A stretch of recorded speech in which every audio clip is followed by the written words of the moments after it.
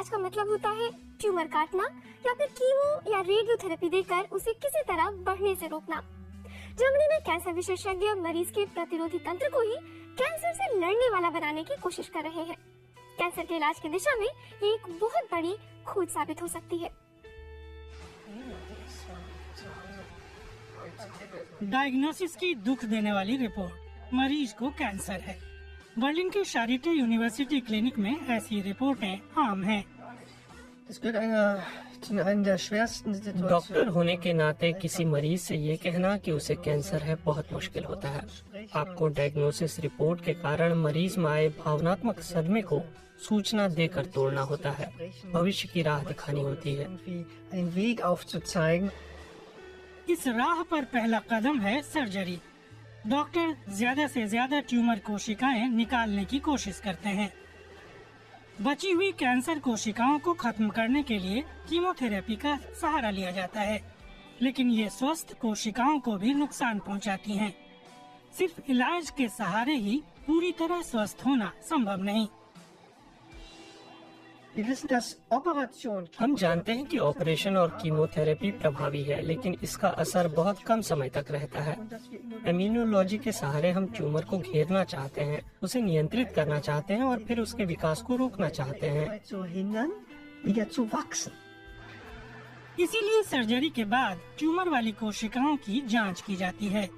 वैज्ञानिक ये बात जान चुके हैं कि इंसान का प्रतिरोधी तंत्र खुद भी ट्यूमर से लड़ सकता है, लेकिन मुश्किल ये है कि प्रतिरोधी तंत्र कैंसर कोशिकाओं को आम कोशिकाएं समझता है। इलाज का नया तरीका इसी को बदलेगा। एक रास्ता शरीर में खास एंटीबॉडी डालने का है। ये ट्यूमर कोशिका से जुड़कर दो प्रतिरोधी कोशिकाओं को पकड़ लेता है। ट्यूमर का सिग्नल मिलते ही कोशिकाएं बाकी प्रतिरोधी कोशिकाओं को संकेत भेजती हैं। इससे ट्यूमर खत्म तो नहीं होता, लेकिन घटने लगता है। इसके कुछ साइड इफेक्ट्स भी हैं, जैसे तेज बुखार। बीते सालों में हमने पाया है कि ये इम्यूनोथेरेपी कैंसर के इलाज में निर्धारित कैंसर कोशिकाओं पर हमला करती है और इससे शरीर को ज्यादा नुकसान भी नहीं होता।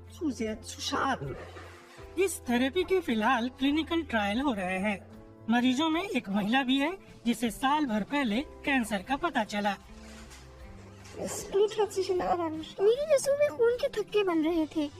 मैंने सोचा मैं तो हर साल चेकअप के लिए जाती हूँ। ऑपरेशन, कीमोथेरेपी और अब नई इम्यूनोथेरेपी, कुछ उम्मीद दिखती है। इम्यूनोथेरेपी फिलहाल एक प्रमाणित इलाज नहीं है। उन्हें नहीं पता कि ये काम करेगी या नहीं, लेकिन ये डूबते के लिए तिनके का सहारा है। लगता है कि मेरे साथ ये ठीक काम कर रही है।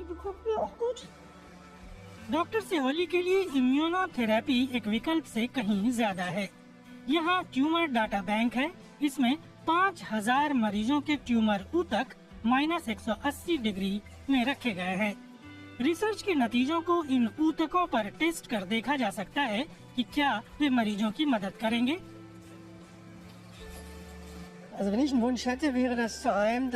सबसे पहले मैं चाहूँगा कि कैंसर को लेकर जितनी धारणाएं या पूर्वाग्रह हैं उनसे छुटकारा मिले। जब से धरती पर इंसान है तभी से कैंसर भी है, और हम रिसर्च की मदद से मरीजों के लिए व्यक्तिगत ट्रीटमेंट का तरीका यानी लक्ष्यबद्ध थेरेपी ऑफर कर सकते हैं।